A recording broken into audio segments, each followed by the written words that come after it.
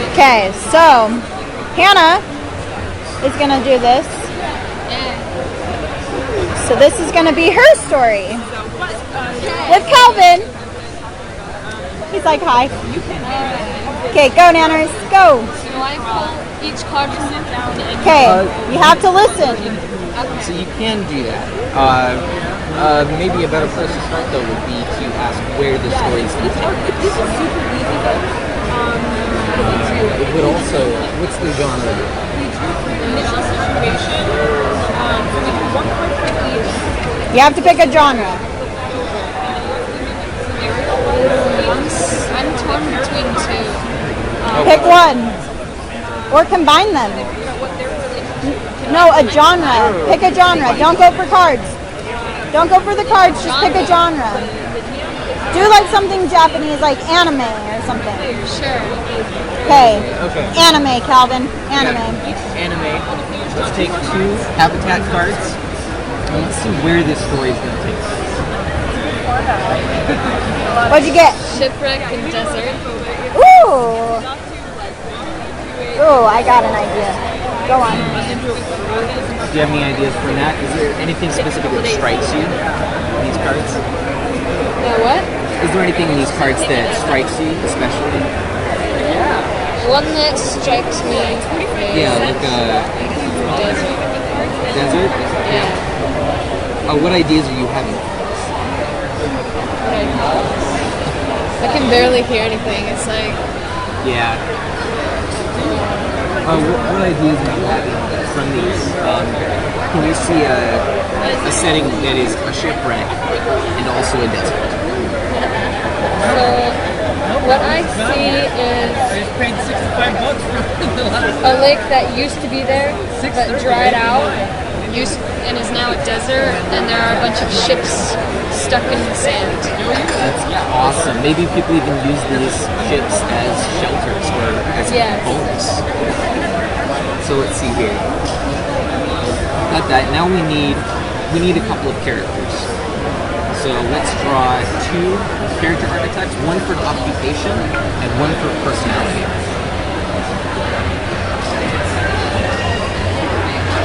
Alright, so peacekeeper and orphan. Okay, so what kinds of peacekeepers can you come up with? What kind of peacekeeper? That's 10. You've got soldiers, you've got sheriffs, you've got mediators, you've got even just the soft voice in the nation is a peacekeeper. I guess I would think of a soldier as a peacekeeper. Okay. And then he can be a literal orphan, or he could just have the attributes that makes an orphan interesting. I did. So he has the personality of someone who's been abandoned, someone who society doesn't have high hopes for. Now, let's see here. We're going to need him to have a relationship with one of these boats. One of these shipwrecks. Yeah. One relationship. A hair. Okay. An so air. A hair. What? Air. So Air? he's, The H is silent. Oh, that's confusing. I don't usually come across this word very much. it's an uncommon word. So he is somehow an heir to one of these boats. Maybe it was owned by his great-great-grandfather, and it's now his. Maybe, what does he use this boat for now that it's in the sand of the desert? Shelters. And does he, does he have a plane? No? Let's see. Let's figure out what he does. Draw a picture, right? Figure out what this guy looks like. A scar. Okay. Wow. And then, maybe one more. Scales. Ooh. We both had the same reaction. Okay, so we can think about that one for a minute, or we can let it ride for just a minute. So any story needs a setting and it needs multiple characters. Right now we have an interesting setting, an interesting character, we need another character. So let's find a relationship between him and another character. Frenemy. Frenemy, okay. And let's determine who this frenemy is. Let's drop her an occupation and a personality. Occupation, personality. Ooh. Assassin hunter. The assassin hunter. Okay, what is he hunting? He's hunting for... This is a relationship card. Oh, man. Hunting for he doesn't have a rival, but he wants one. Can you think of why someone would want him? So we're at this point in the story now where you're going to have questions about the story. And you're going to ask me those questions and I'll recommend cards to you. Reason why he's looking for a rival. It's whatever you want it to be. It's your story. That's the point of this. Right. I'm trying to think of like how to say it. Based on the cards in which you draw from this deck. These decks. Excuse me. So does he want a rival assassin? Maybe, yes. Yeah. Yeah. What kind of an assassin is he? Does he literally kill people, or we had a really interesting assassin earlier today who the character assassinates relationships. Ooh, that's For good. a relationship? Yeah. That's a good one. Yeah, the assassin would assassinate relationships that he saw were broken. Wow. Laura's over there hard at work with Autumn, hard at work. Yes. And Calvin's busy storytelling.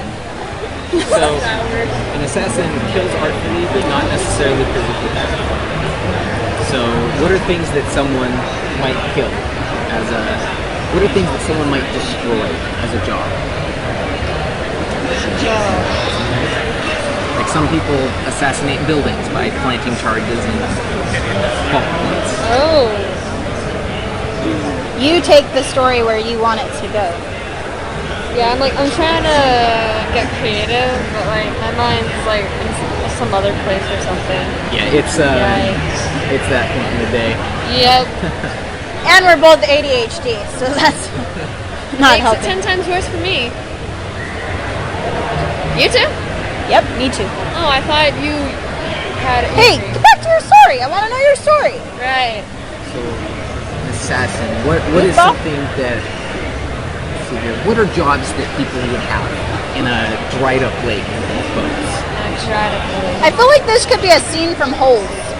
Yeah. Oh my god. Dig it up. Okay, I'm done. So, what are jobs people might have? Caring for the boats. Somebody's going to be paying crops. This is a desert, but they need to grow food somehow. I guess they travel around the desert to look for like items that they find useful. Okay. Yeah, that's a good one. You're going to find all kinds of random Is that the hunter? Is that your occupation? Or are you the assassin? What? You're a hunter. Yeah. So, So he's hunting for... Assassins. Yeah. I mean, he wants a rival. He's hunting for a rival. Now that may just be, that might not be on a professional level, that may just be on a personal level. He may, remember this guy, your main character has the personality of an orphan, somebody who is looked down on, somebody who is not considered a valuable member of society, and then your other character here, his frenemy, wants to be his rival. Yeah. This guy might not be okay with that, he might just not. Yeah, because he's a peacekeeper. He doesn't want any like confrontation. Right, and this guy may just, maybe he had no siblings, maybe he's an actual orphan. Probably is. Oh, there's a piece. Now we're gonna need. We have conflict here actually. We have conflict in enemy, rival. So he wants to be a rival, pursuing something specific. So let's draw an elements card. Something he wants. Something he's really pursuing. Oh, nice. Sound. So maybe these trinkets that he finds, he uses to make wind chimes or instruments. Yes. Yes? You like that idea? Yeah, I love Okay. that idea. Maybe. What else do you see? You see the beginnings of the story here yet? Yes. So, and I also see like I also see by sound is like an alarm when an intruder passes by looking for trouble, and he can set like a trap that when they set it off, it makes like a sound. Interesting. So this is a man maybe who hunts for intruders. So he spends his whole life turning people away. Yes. So his life is, by its nature, his occupation, he alienates people. Maybe that's why he wants a rival. He wants somebody in his life who stays there, but he constantly, all he knows how to do is push people away. It gives him a challenge. Yeah. And so you end up with frenemies. Now, both of these characters have something incomplete about them. They both have something that allows them to grow, have room to grow. How can you see a story working out?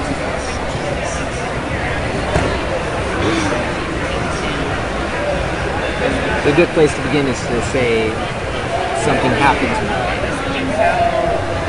It could be as simple as one of them gets injured. It could be a stranger coming to town. Maybe that's probably how this person got the scar. They got injured and then left in the desert. And then this person was just got himself lost because he wanted to get away from everyone.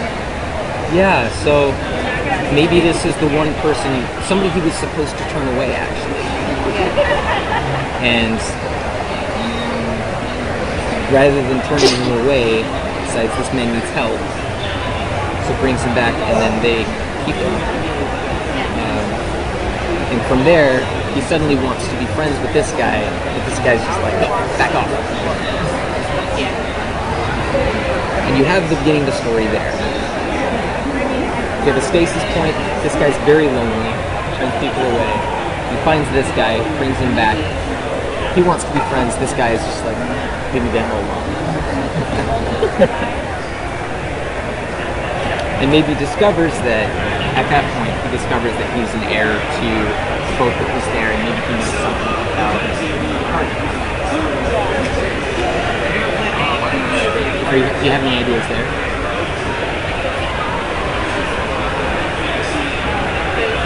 Maybe first probably upon this person which is one of scales. Scales, right. So the scales.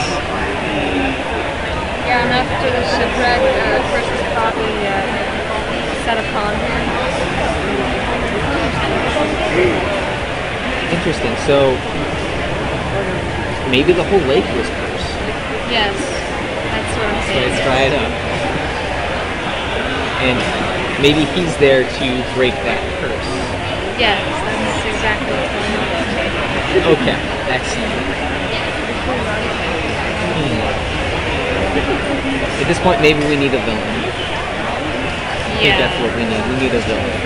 So his relationship to this character. So 2 cards? Or one? Sure, yeah, let's do 2 cards. Let's see what happens. Oh, Lord. And puppet. A paid puppet. Oh! Maybe he's acting like a marionette. Oh, yeah. Maybe he's being controlled by something he doesn't want to be controlled by. I like that. That's a good one. That was creative on my part. I'm proud of myself for that one. So So is it's this guy who's being controlled, or it's the villain who's being controlled? This guy. It's this guy. This guy is being controlled. By the villain. Yeah. Okay. At the cursed lake in the middle of the desert that's all dried up. There you go. Yes, that's it. And that's why they're frenemies. And that's why he's trying to assassinate him, and then the guy is hunting the assassin. Yeah. That There we makes go. sense. Maybe what is it that this villain wants from this shipper? Hi, Markiplier. Alright, anyway. Magic.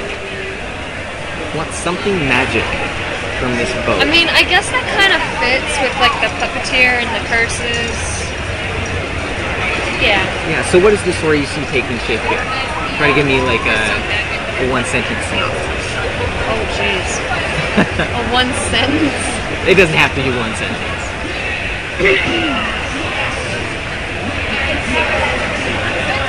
But how does this story begin? You got some awesome cards. So this guy has a job to keep people away from the dry lake, to keep people away from their little community. And he goes out one day to get away from people or something. Maybe there's an inciting incident there. He gets into a fight with somebody and goes away for a while. And then he finds this guy. And this guy is on his way to the lake because he's being controlled by a villain to get something from the wreck. And he needs to get something magic from that wreck. Now, is this villain the same person who put the curse on the lake? Yes. Now, maybe what if putting the curse on the lake was part of how they were trying to get this magic object, this magic. That's what it was. Excellent. So, let's see. How does drying up a lake help you get something from a lake? Does he probably think that there's like a certain object, like from inside the water, that was causing the magic to like remain? So he Like used, maybe there was something living in the lake that was protecting yeah, these people. yeah. Do we want to maybe explore what it looks like? Maybe. Okay. Well, is that an idea that excites you? Okay. So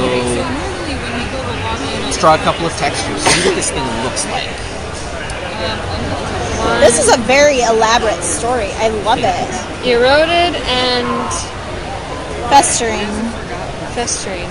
Ooh, so it's eroded. So this lake is dry, and this creature probably is just bones at this point. Yes. Something is festering in it, though. Oh. You know what? You struck a chord with Calvin. He's like, uh-oh. Yeah. Ah. Realizing. So, this villain, all they need to do in order to prevent this lake from being protected anymore is to kill the creature, not dry up the lake. But killing this creature maybe dried up the lake. Yeah. Ooh. You know what? Yeah. He's like, yeah. And it's festering. So yeah, so it's placing a curse on the lake. Now this magic object, why does the villain want this magic object?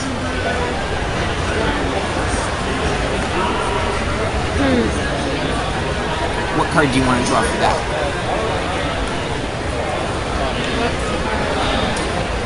I actually don't know. It's your story. You take it where you want to take it. That's the point in all this. I know. Is to be creative. I'm thinking. You're making my brain hurt. Yeah, and I'm making my own brain hurt too. Just joking. I love you. You can always just pick one and see what happens. Alright. Wait, so like what was the question again? So why does the villain want this magic object? What is this magic object going to do? Why is it valuable? Right.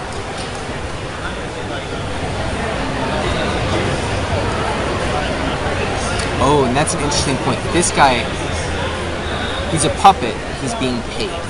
He's a paid puppet. Going to get this thing. Which would also explain why he does not want to be friends with this guy. Yeah. That makes sense. So this villain, we could draw maybe an elements card, because every element has its own kind of value. Pick wisely, young Padawan. Determine why this magical object is valuable. Oopsie. Choose wisely. Gem and Ooh. crystal. So gems and crystals are valuable because they are rare. Yes. So, but also fragile. Frequently worn, peered through, or ingested to access supernatural powers. Symbol of social influence. Okay, so this magical object may be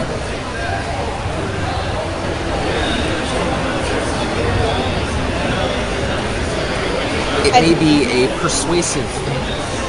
It may be something where if he has it causes people to want to obey him, or it may be a symbol of like social status. I feel like this is turning into Lord of the Rings with Gollum. A little bit. Come through.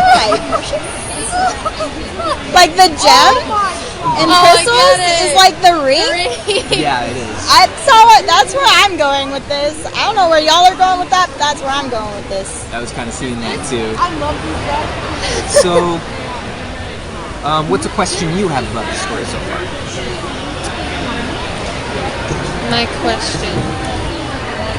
So far, I think your sister has a question. sister. I'm her aunt. Oh, your aunt. Thanks.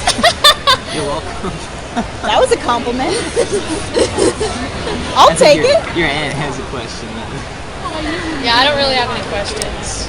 I don't actually. I am at a loss for words. It seemed like you had an idea. Well, I was just going towards like the Lord of the Rings status. Lord of the Rings status. Yeah. What the heck? Don't kick me. Whoops. My foot lost control. I don't know. So what's the conclusion to this story, Hannah? Anymore. This is the longest live video I've ever done in my life. How long is it so far? I have no idea. I don't know how to get back to... Ooh. I don't know. But anyway. So you're live? Yeah, I'm live feeding this. What? Smile, you're on candid camera. Hi. Camera loves me. Alright, so what's our conclusion? Wrap it up, Sister Sue. So maybe we need to determine what happens to this film.